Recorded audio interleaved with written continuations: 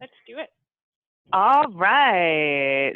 Well, welcome everybody to today's webinar, Speak with Impact, Public Speaking for Creative Professionals. I'm Kristen Johnson, Local Arts Advancement Program Manager with Americans for the Arts. We've got a great program planned for you today, and I'm excited to introduce our speaker, but first, a couple of quick reminders. First, RTU is our e-learning platform offering a variety of training options to support your work in the field. So be sure to check out rtu.americansforthearts.org to view more upcoming events. Second, there will be points in the session where we will ask for your thoughts and comments. So for those of you that just joined us, Madeline actually asked everybody to, over in the chat box, just introduce yourself, tell us where you're from, and then she's going to, she's curious what your speaking personality is, so she just put them back up on the screen for us. So take a look and let us know. You can see we've got a whole bunch of responses in the chat box, including some hybrid salads. We're also going to do a dedicated Q&A portion towards the end of this presentation, but feel free to type any questions that you think of in the moment in that chat box over there. So with that, I am pleased to introduce our speaker for today, Madeline Schwarz. So Madeline helps creative professionals get their ideas seen, heard, and respected. She teaches people how to articulate their thoughts, communicate the value of their work, and share their ideas in ways that their teammates and clients understand. She brings an introvert's perspective to public speaking and infuses her training with process and play. Madeline coaches professionals privately and in small, carefully curated groups designed to revolutionize what it feels like to communicate in high pressure and professional settings. When she's not working, you can find her playing with Legos with her 5-year-old and community organizing around local school issues. And with that, I'm going to turn it over to Madeline to take it away. Hi, everyone. Thank you for that intro. I am so excited to be here with all of you. Thanks to those who are showing up live and for those who watch the replay. I love to start with this totally informal, unscientific quiz because it's a way to get people laughing about a topic that can bring up a lot of anxiety and fear for people if they don't like public speaking.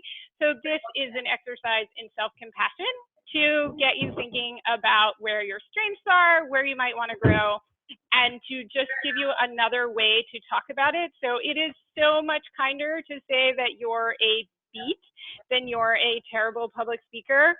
And for anyone who's wondering, this isn't a skill that always came naturally to me. I used to be a beat, so there is no shame in that. And if listening is your best skill, that is an incredibly powerful way to connect with your audience. So let's jump in to the pink elephant in the room, and I want to ask you how you like public speaking. So we're just gonna jump ahead to this question, and I want you to rate yourself on this scale about how much you like public speaking. So put that into the chat.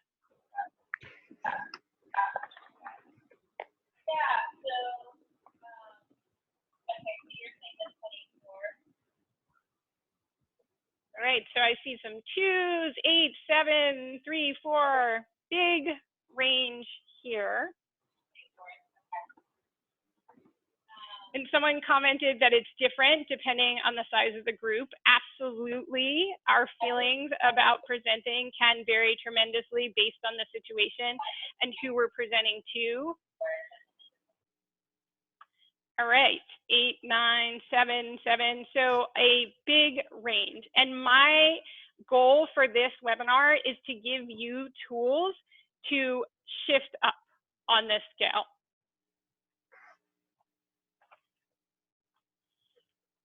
So what we're going to talk about today are 4 tools to be calm and clear in your presentations. Oh, I see a bunch more numbers coming in. It looks like we have people together in one room. And in that group, you can see there's a pretty wide range on one team, which is fantastic because it means you can help each other and draw on each other's strengths as a team. So what we're going to cover today are 4 tools to be calm and clear.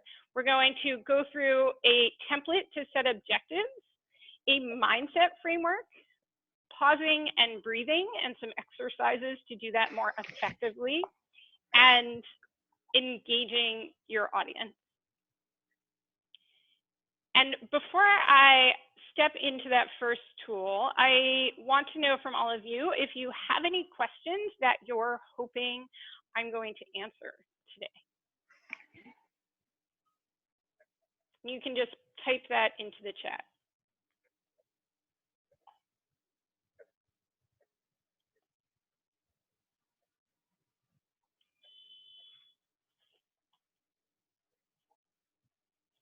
All right, if I'm not seeing any questions right now, feel free to pop them in as we go along, and let's jump into that first tool, which is... Madeline, we actually do have Barbara that added one in there. So she's wondering how to be scripted but not depend on a script.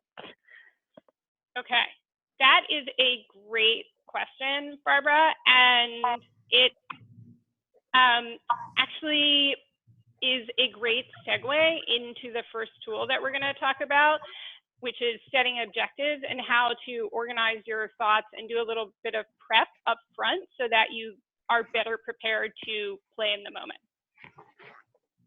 And then one other question just came through as well. Our group from Smart Growth America is wondering if you're going to talk about the role of a narrative arc during this webinar.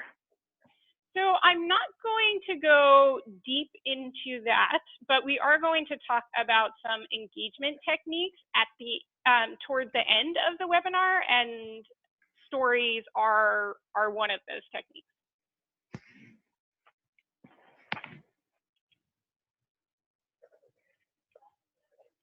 Any other questions? Looks like that might be it for now. Okay, fantastic.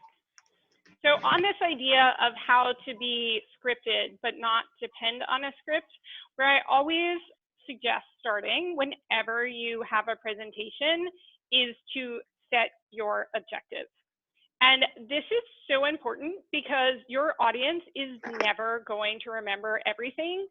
So you want to be really, really clear on the message that you want them to walk away with.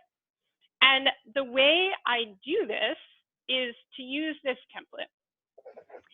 And I want all of you to think of something that you're working on now, a presentation that you have coming up, and take a minute and fill out this template. At the end of my presentation, I want the audience to remember, fill in the blank, and or take action step, fill in the blank.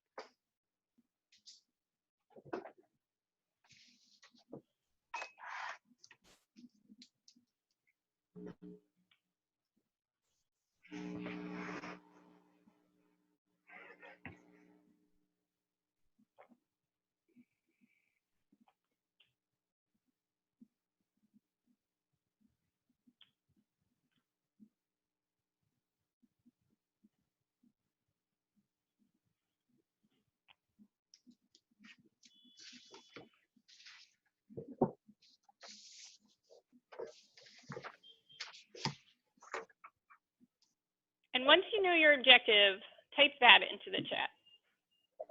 I'd like to see a couple examples.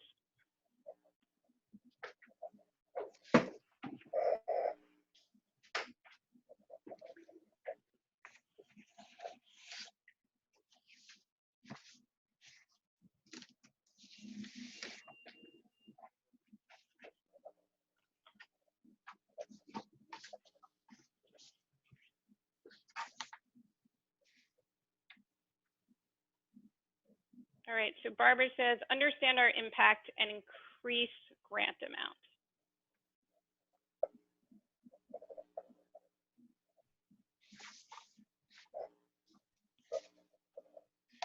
And I would ask you to be even more specific about who needs to understand it, who you're presenting to.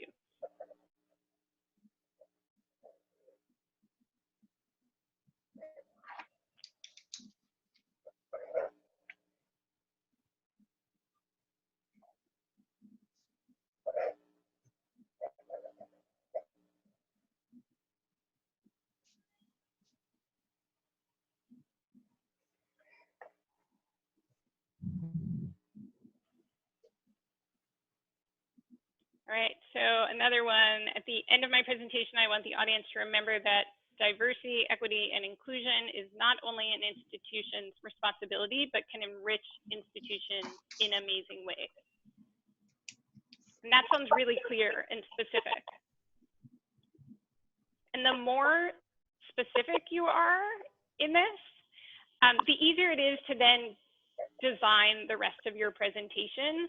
So this is the #1 step that I want you to take whenever you're doing a presentation. It's something that so many people skip, and it's really important because if you start with your end goal in mind, it can help you streamline all of your information to give a very compelling, persuasive presentation, and it helps you edit. So another one is to understand how to navigate and respond in grant applications and start a grant application. And I would suggest to everyone to think really carefully about the language that you use in your objectives, because again, like the more specific you are, the easier it is to then design the rest of your content and move ahead and think about the experience that you are going to create in your presentation in order to steer everyone toward this objective. Does anyone have any questions about this?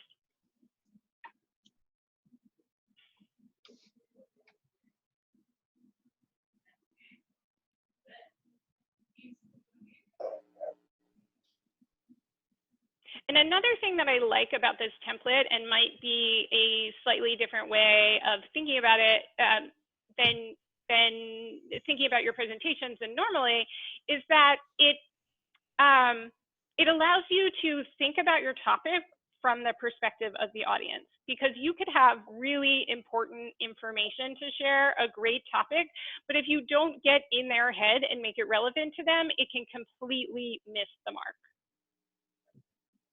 And great question. Should we ever explicitly state the objective at the beginning of the presentation?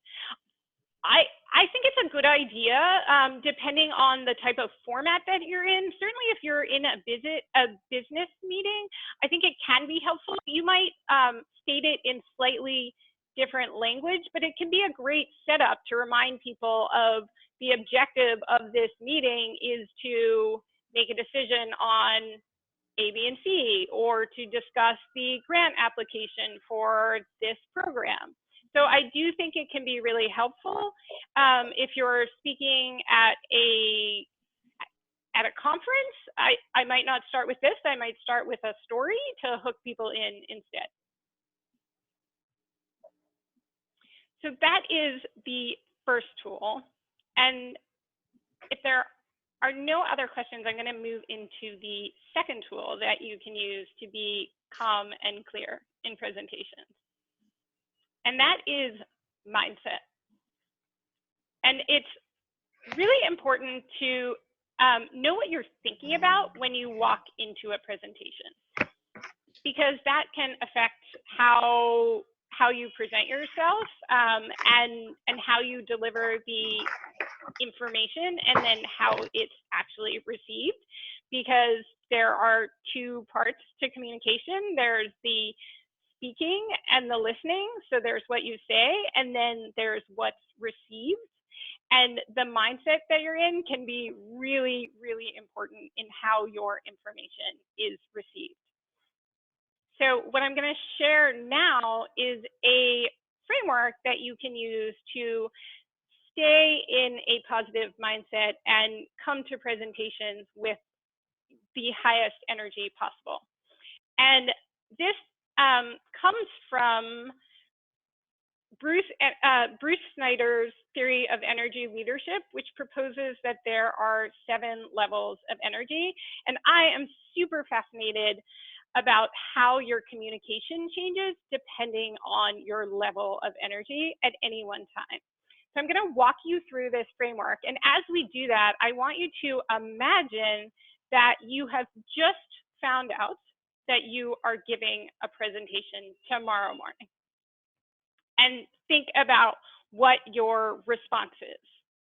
So at the first level of energy, if you just found out, oh, hey, you're giving this major presentation to the executive director tomorrow or to a board, at level 1, you experience fear. So you feel stuck, you feel trapped up against a wall and powerless to affect change. And this can make us want to avoid public speaking. And it can make it really scary.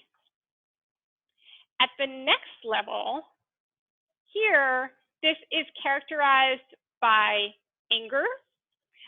So at level 2, we might get angry at our boss or the person who put us in this situation. And communication at this level tends to be defensive and conflictual. So we come to it with a lot of judgment and judge our own performance and the audience. So we see the people in front of us as our enemy.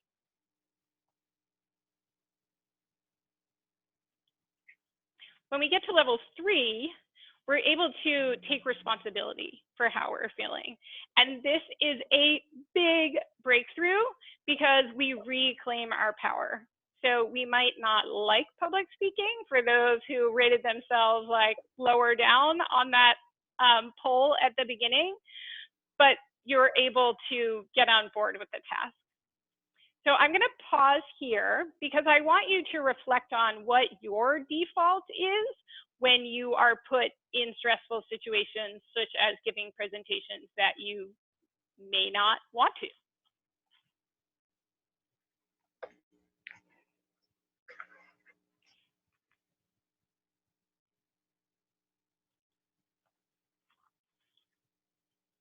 And just pop in the chat if one of these sticks out for you as your default. Hey, Madeline, it looks like we actually also have some people that are just on the phone. So why don't we also take a moment to open it up to those that are maybe just calling in. So if there's something that you'd like to add to the conversation, what is your default reaction that you have when you're put in a scenario like that? Let's just allow for, maybe 10 seconds of silence so that those that are on the phone have a chance to speak up if they would like to say something. So if you're on the phone, feel free to unmute your line if you're muted and let us know what you're thinking.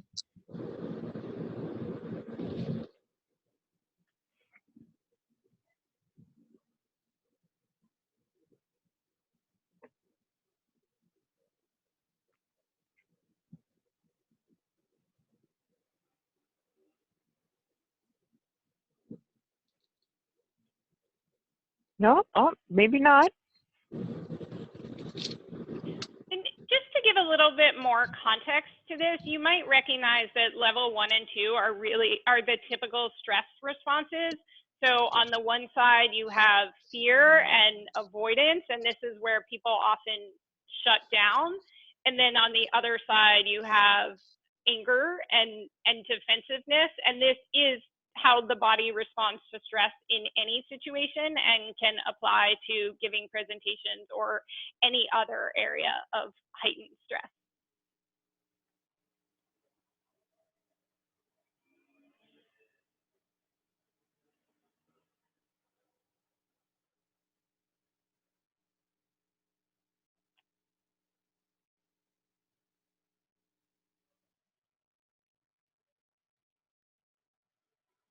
Yeah, so the question that I'm curious about is if you recognize one of these levels as your typical default response in a situation where you're stressed, feeling nervous, or perhaps when you have to give a presentation that you're not feeling prepared for.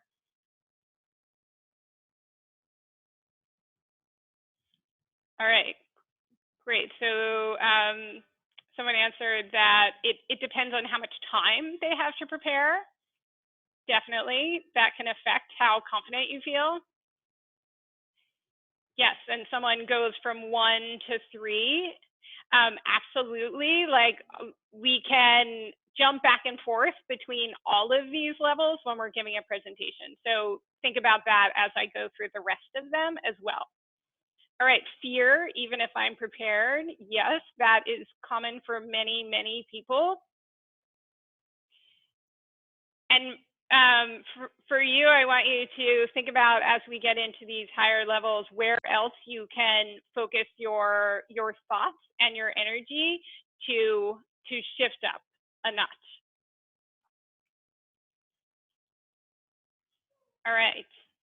So those are the first 3 levels. And now I'm going to jump into the next level where you start to see new thoughts that can shift your perspective on how you feel about giving presentations, even when you're nervous.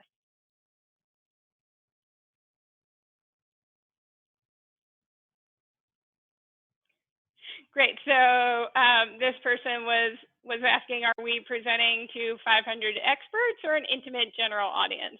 And again, situations can drastically affect how we feel and how we present our information.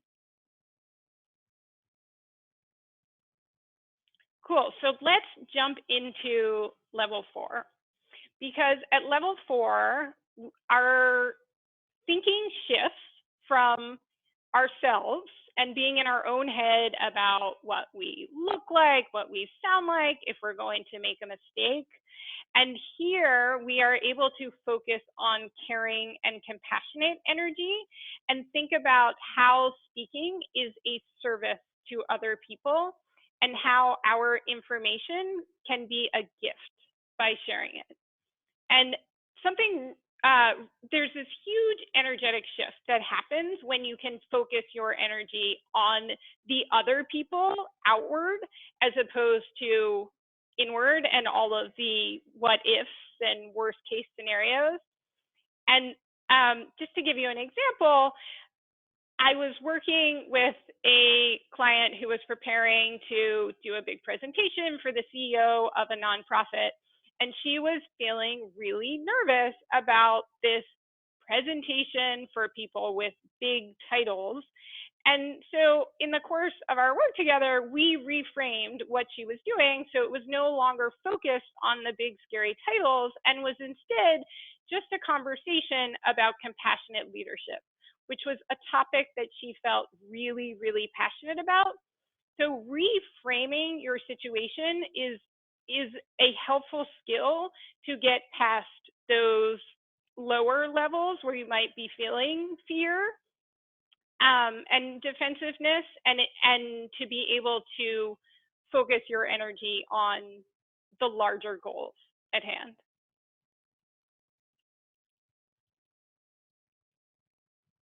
When we get to level 5, speaking is an opportunity to inspire other people. So here it's all about the experience, just like everything else in life.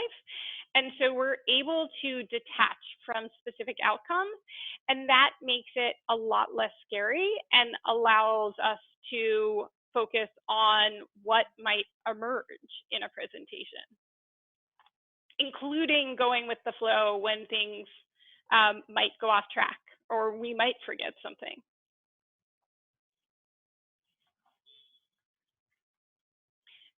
At level 6, our creativity comes out. So this is the level where we're able to tap into our creative vision and build connection with the people around us. So you might think of Steve Jobs or Oprah. And at this highest level, at level 7, we are so tapped into our vision that words are fluid, and we may not even need words. So you might think of someone leading a silent meditation at the front of the room, or you might think of performers if you think of a dance performance where people are definitely expressing themselves, but not using words. So to recap these levels, at level 1, we experience fear and avoid public speaking. At level 2, we experience anger and we're judgmental and defensive. At level 3, we're able to take responsibility and get on board with the task. At 4, we have caring energy and speaking is a service to others. At 5, we use our voice to inspire.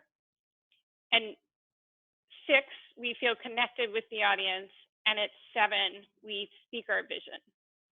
And while I have presented these in a very linear format, what I actually want you to think about is they're more like a color spectrum. So they're all there all the time. Everyone has these levels. We might jump back and forth in one presentation, which some people mentioned about, that they go from 1 to 3 pretty fast. We might start off feeling a little bit nervous, and then as soon as we're able to tap into how excited we are about this topic or this opportunity, we might go up to 4 and 5. Then perhaps someone asks us a question that puts us on the defensive, and we might drop down again. So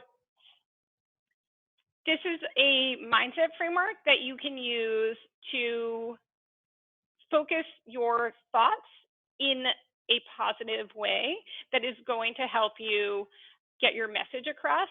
And I would invite you to go back to your objective statement and think about what level it's in and how you might shift your energy up by using this as a tool.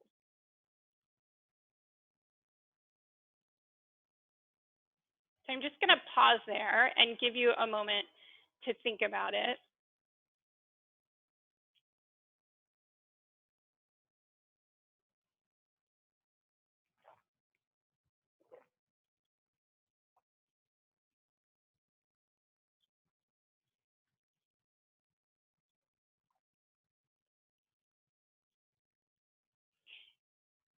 And I'm going to give you another question that I'd like people to respond to either in chat or if anyone wants to hop on the phone, is to think about when you have seen or given a presentation that's in those higher levels in the 4, 5, 6, 7 range, and think about what made it great.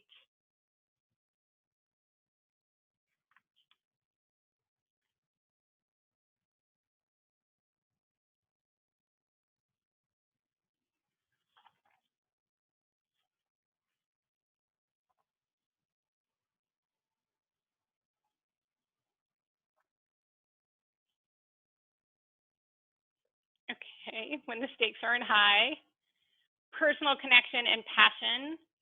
Yeah, absolutely. So when people are connected to their passion and talking about something that they care about deeply, it comes across in their enthusiasm levels.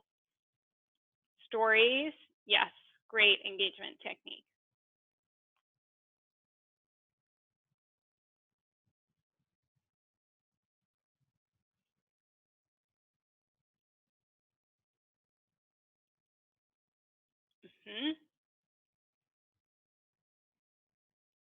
Engagement with the audience. We're going to talk a little bit more about specific techniques. Humor, yes, is a great engagement technique. Not reading from their notes.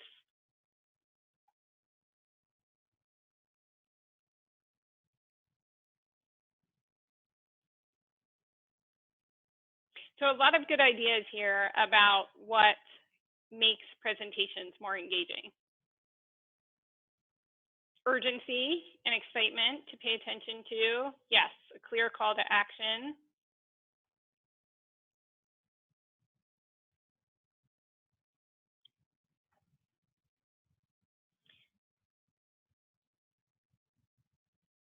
And linear thoughts. So organized. And that's where it comes back to that first tool that we talked about, the objective, so that you want to start with knowing what you want to talk about, because if you have your goal in mind, then you can design a linear path for everyone to follow along with so that you get them toward that objective. clear speaking voice, good vocabulary. Add to that, not using too much lingo. A lot of good ideas here. So the tools that we've covered so far are setting objectives, mindset, and I am going to jump into tool 3, which is pausing and breathing. And I love this quote because pausing is such a good way to build anticipation. And it's also a really great and simple tool that you can use to collect yourself if you're feeling a little bit nervous when you're about to give a presentation. So often people, when they're nervous, stand up to speak or they get called on in a meeting and they start talking right away. And they might start talking really fast, or they might start talking kind of quietly because they are feeling nervous. And taking time to pause and take a big, deep breath at the beginning is a great way to center yourself, to just find your footing. I always suggest to people that you make sure to plant your feet on the floor and don't start talking until you feel the floor beneath them. And if you don't feel the floor yet, do more pausing and breathing. And it might sound or feel like a really uncomfortable amount of silence, but it actually just gives you a chance to collect your thoughts, take in the air that you're going to need to project your voice, and it builds anticipation in your audience. And this is an exercise that you can do at home. If you are working from a script, I want you to go through it and put a slash anywhere you're going to take a brief pause. So this, you can think of it as anywhere where you'd put a comma, you're going to put a slash. Anywhere where you'd have a period or you're transitioning to the next paragraph or a new idea, I want you to put an X, and this is where you're going to take a nice big full breath and then underline your most important points.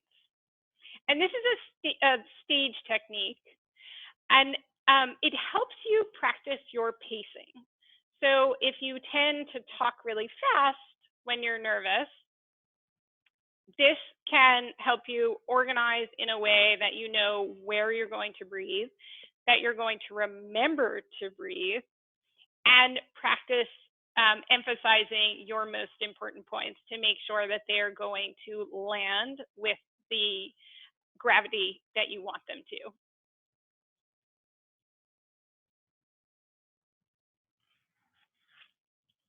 And I can give you all the tools in the world, but you also need to practice. So I think of public speaking like learning a sport or an instrument. You didn't do it by just sitting on the couch watching videos of it. You actually need to practice. So here are a few practice ideas. And I want you to block off 10 minutes a day for 3 days before your presentation and try these techniques out, which will get you ready to speak in front of an audience. So on the first day, practice in the mirror.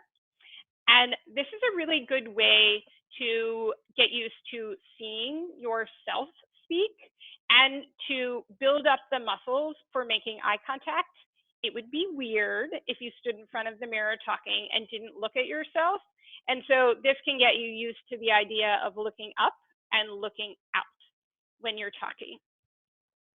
On day 2, I want you to record yourself.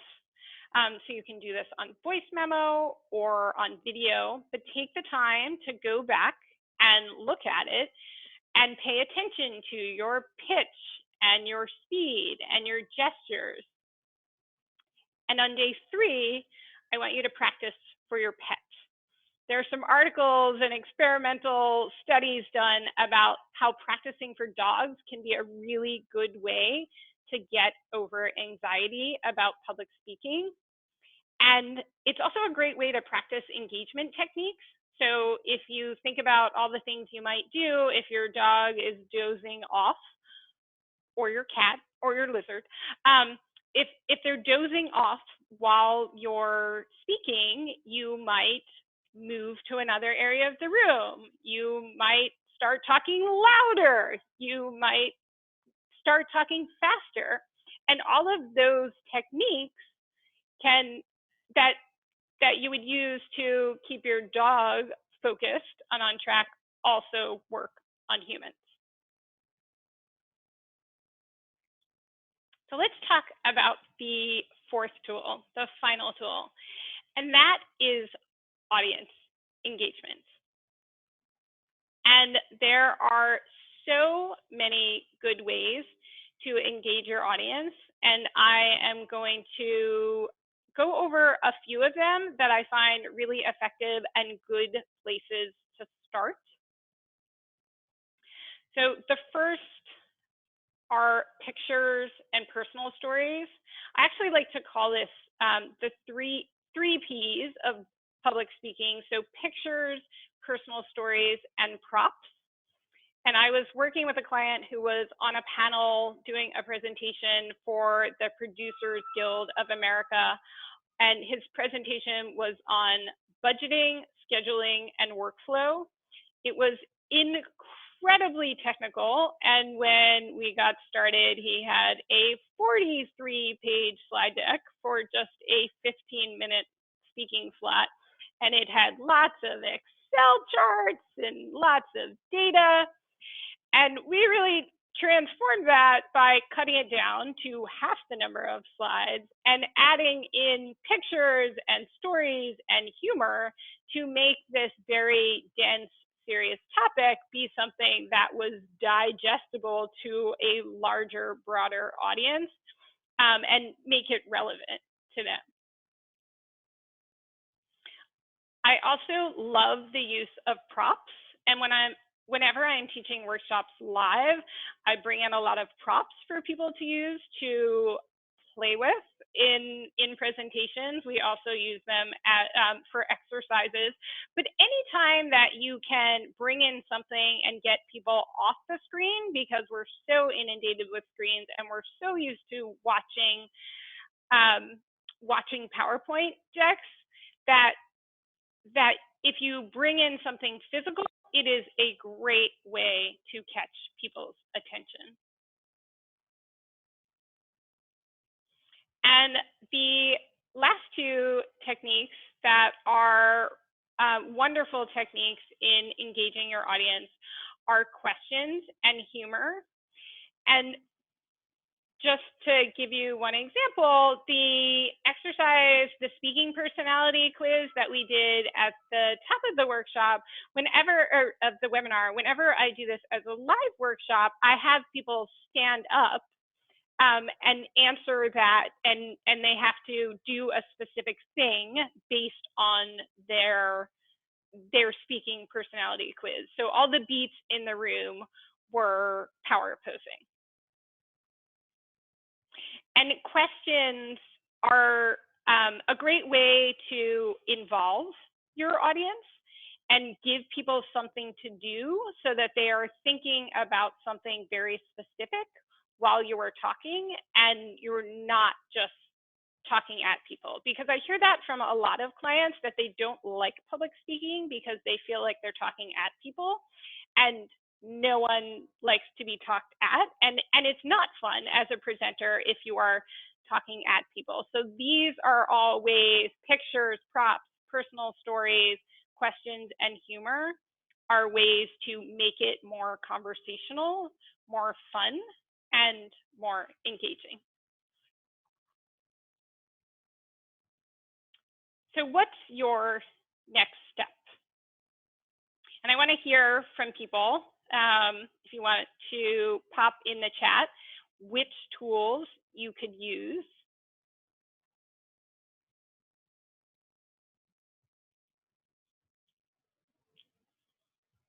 So I'd invite you to go back to your objective that you wrote at the beginning, and then think about which of these engagement techniques you can use to accomplish your objective. I also have a free resource for you on my website, which is four steps to a winning work presentation. And it is a 5-minute planning tool to help you set your objective, prepare to answer questions, and be clear and organized. Because doing just 5 minutes of presentation can be the difference, but 5 minutes of preparation can be the difference between something that is long and rambling or clear and convincing.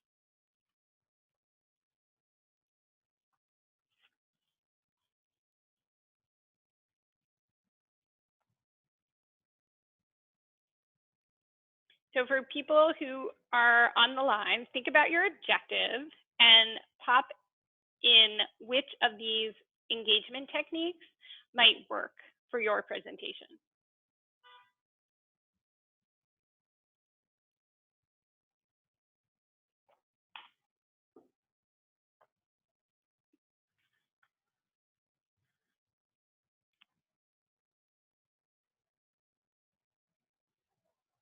And if everyone wants to keep those ideas to themselves, then I will just move on. So you can find this. Oh, great. So some people are weighing in. Lots of pictures and personal stories. Yes, agreed. It is tough to use props on a webinar. Personal stories and questions. Don't think I'll ever be able to use humor. I'm guessing that you are not a radish if you don't think you can use humor. Although I would, right, definitely not a radish. Yes. And just thinking back to the speaking personality, depending on what your personality is.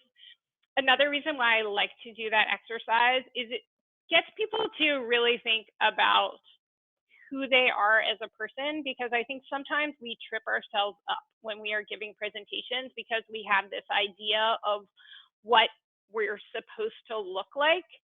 And if you want to give a more compelling, engaging, fun presentation, don't leave your personality at home. Like, be yourself.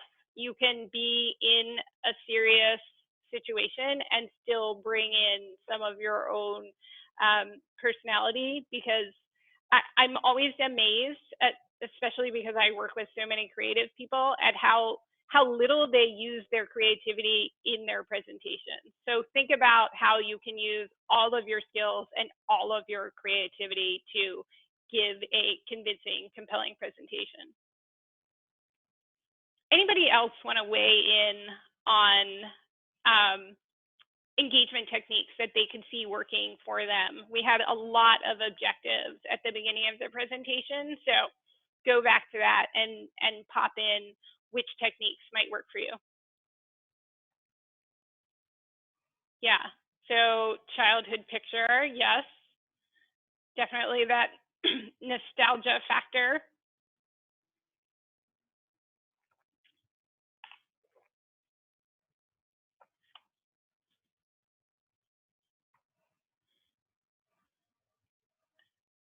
All right, and I have one more offer for you. If you have a presentation coming up, I have 5 spots available for a free presentation pep talk, and we can get a lot done in just a short period of time. So you can see from the people here that we were able to do their introduction in less than 30 minutes. And another person who I did one of these short presentation pep talks with had planned to practice her presentation, but after we talked, she came up with a practice plan that included doing a couple run-throughs for other people, which again can make a world of difference in your comfort and confidence when you are then in a more high pressure setting. So I have 5 spots available, and you can email me if you would like to do a presentation pep talk, and I would be happy to help you work out your objective and think about the engagement techniques that are going to work best for your goal. And now I am going to open it up to questions.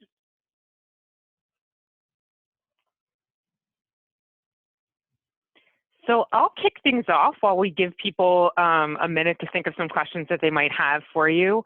So I'm wondering, you know, I am personally an introvert, and what I've been shocked by actually is that so many people in our sector are introverts. And I think sometimes that can cause a roadblock and some worry in terms of presentations. So I'm wondering what advice you have to those of us that are introverts to help us feel a little bit more comfortable talking, especially in front of larger groups. Yeah. So I appreciate that question, because I am also an introvert, and that can be really surprising to people, especially when I'm up at the front of the room teaching larger workshops. And tapping into your why can be so helpful. So thinking about the objective and then using that mindset framework to really focus on, well, why is this important? What do I have to share with people, and how it can be of service can be really helpful.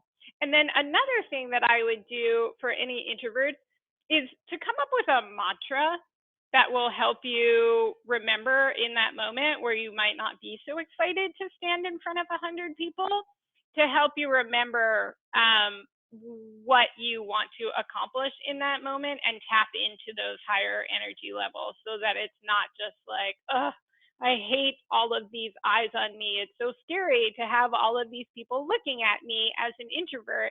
And instead to focus on, oh, but I have something to give, and it's so important that I do it because of, and that's where you fill in your objective. And so 2 mantras that one that I really like is experiment. If you think about all of your speaking opportunities as an experiment, it can take a lot of the pressure off.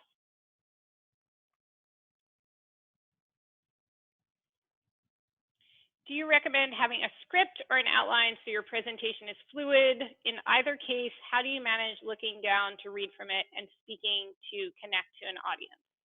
So that is a great question, and it depends a lot on your level of comfort as a speaker. What I do recommend for just about everyone, unless you happen to be an accomplished actor or improv performer, is that you first write a script.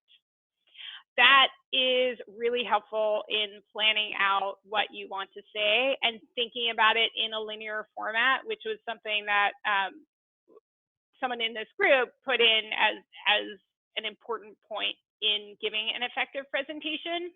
So that can be really important in planning out what you want to say, and then slowly move from script to outline.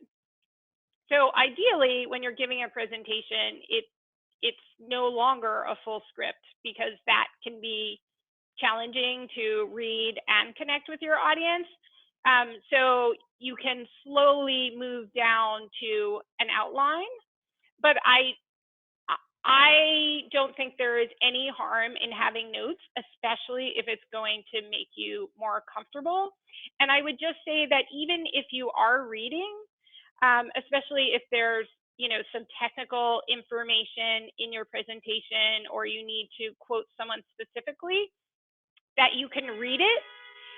And so, you look down and you read it, and then you just make sure to look up and connect with your audience and see how it's landing. So focus a lot on eye contact if you do feel you have to read, and take the time to do the practice exercises, because if you go through them a number of times, and 10 is really the ideal number, you'd be surprised that you can commit it to memory quicker than you think.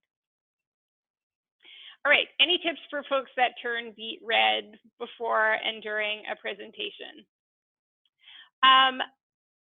I got asked this question at a workshop, and she was saying, actually, I've been asked this question multiple times. And for this, I always suggest to people, like, if this is something that you can disguise with your wardrobe, do that. Like, one person was saying that her neck always turned bright red. And I was like, great, just wear a big scarf for your presentation. And also in many settings, like, the lighting might not be great, and so people might not even notice that you are turning beet red, or it might not be as obvious to them as it is embarrassing to you in your head. So I would try to ignore it. And I know that can be really hard, but the more you focus on it, the more self-conscious you are going to be. Whereas if you just take it as a given and do some of these other activities, like breathing and knowing what you want to say when you stand up, and be really prepared, it can be something that feels like less of a big deal in the moment. Is it still true you need to tell people what you're going to tell them, and tell them what you just told them? There are so many different opinions here, and I think it depends a lot on the setting that you are speaking in.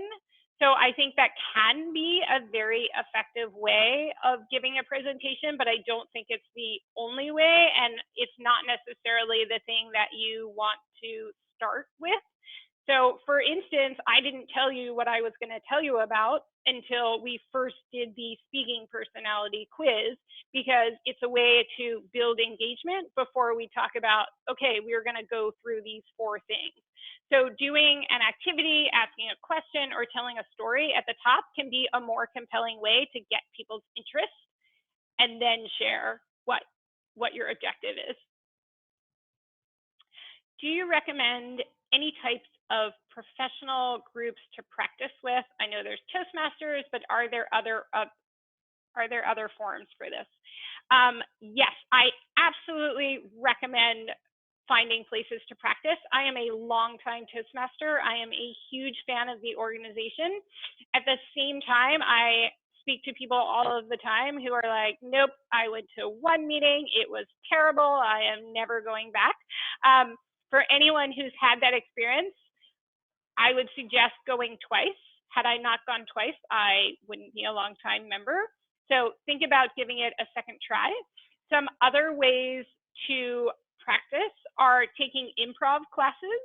It builds a slightly different part of public speaking skills, but it is another great way to get comfortable talking out loud and really build that muscle more for impromptu speaking. So if you're in situations where you do a lot of Q&As, that can be really helpful getting over that mind freeze that tends to happen when we get asked questions that throw us off guard.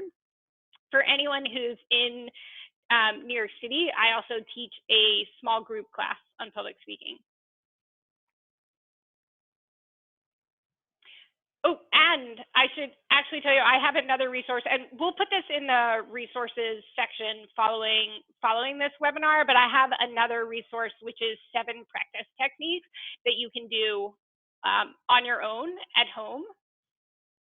And I blog about this a lot because I think joining a group is a great way, but there are also tons of other great ways to practice in front of people, such as having a dinner party, going to a city council meeting and talking about an issue that concerns you in your neighborhood. I have a whole bunch of ideas.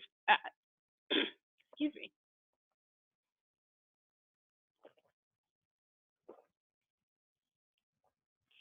Any other questions?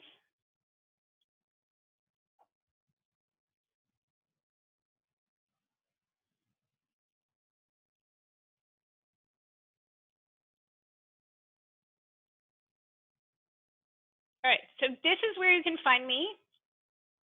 If you have questions and want to email me, I would be happy to answer them. And again, I have 5 spots available for a free 15-minute presentation pep talk. So if you have something coming up that I can help you with, I would be happy to do that. Thank you, Madeline. And just FYI, we had a couple of questions about whether we're going to be sharing the PowerPoint presentation and whether this was recorded. And the answer is yes to all of these things.